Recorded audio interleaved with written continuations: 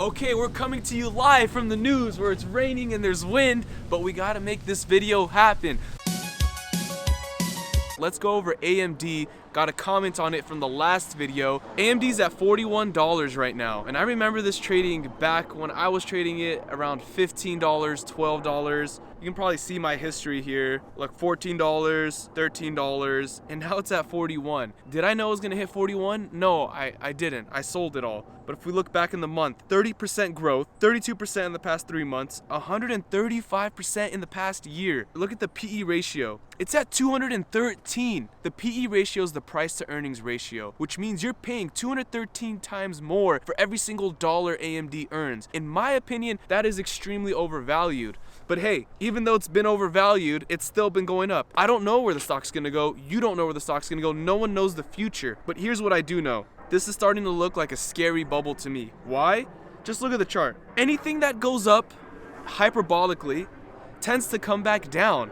And if we look at it recently, just the past month, a 30% gain in the past month, who knows, after this video, it might go up another 50% or 100%, or it might crash. But it reminds me a lot of this, Beyond Me. And I know a lot of people, a lot of hardcore AMD fans are gonna get mad at me. Look, if you hold AMD and it's going up in value, that's great. I'm happy for you. I hope it keeps doing well. I'm just saying my own opinion and why I don't buy it. So if we look at Beyond Me, look at their 1 year chart. They started at $25, went all the way up to where? Let's see, $234, and now they're back down to 78.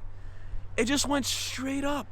For the way I'm investing, at least in this portfolio, I'm investing for dividend growth, for cash flow, for passive income. That is the purpose behind this. So stocks like AMD, stocks that don't pay dividends, stocks that are new, stocks that are barely on the market, penny stocks.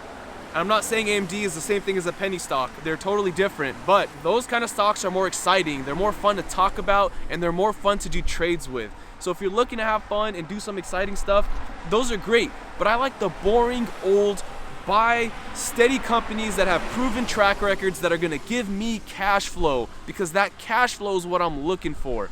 So there's a different way to invest, right? There's different styles of investing. Some people only buy Amazon, Google, Netflix, right? FANG stocks, right?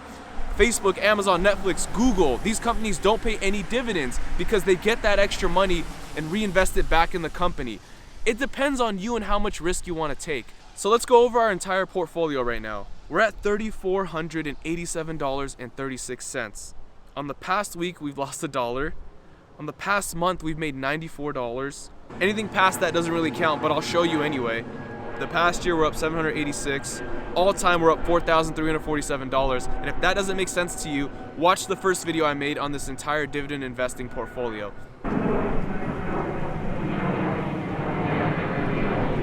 Let's get into the 3 stocks that I do want to buy, that I'm going to add to this portfolio, that I feel are undervalued, strong, dividend-paying companies, starting with the first one being Johnson & Johnson. Johnson & Johnson is trading at $135 right now. If we look at their PE ratio, it's at 25, and their dividend yield is at 2.78%.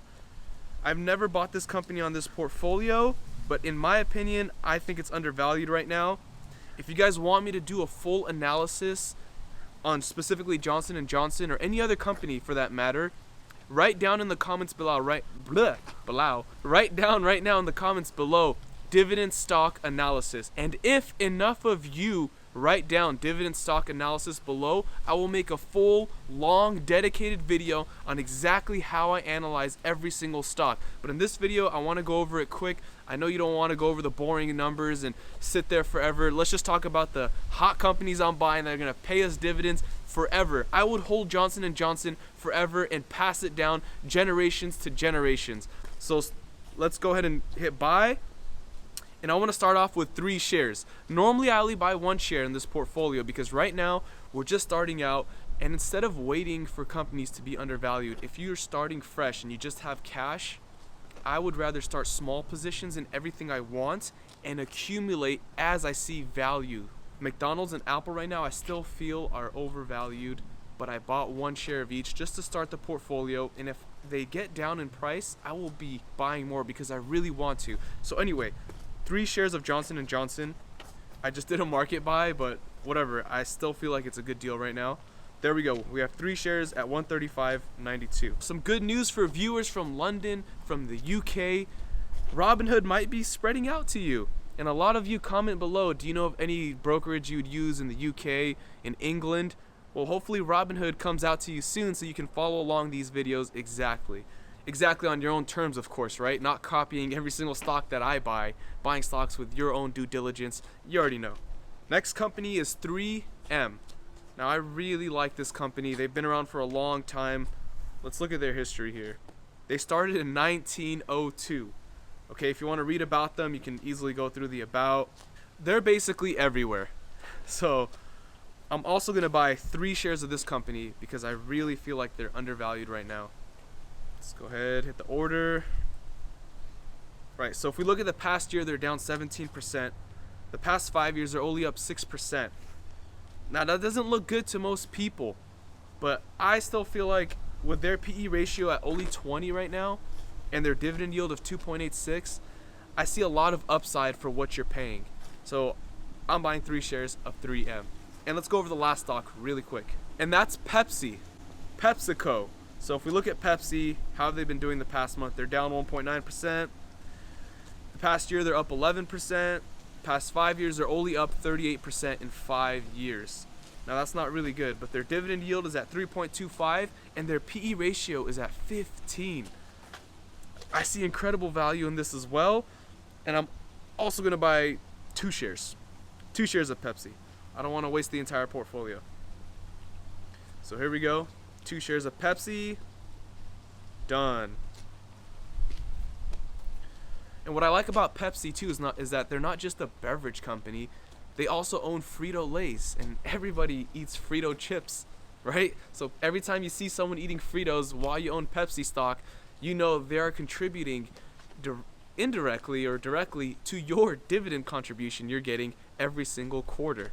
Now that feels great. If you ask me, that feels awesome. We've got 1, 2, 3, 4, 5, 6, 7, 8, 9, 10, 18, 19 different companies in our portfolio already, and it's only $3,485, and this is way over diversified in my opinion.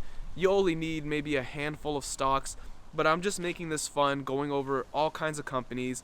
If it were really just my personal portfolio, I would maybe have 4 stocks max. Anything around $10,000 or less, you don't really need more stocks than that.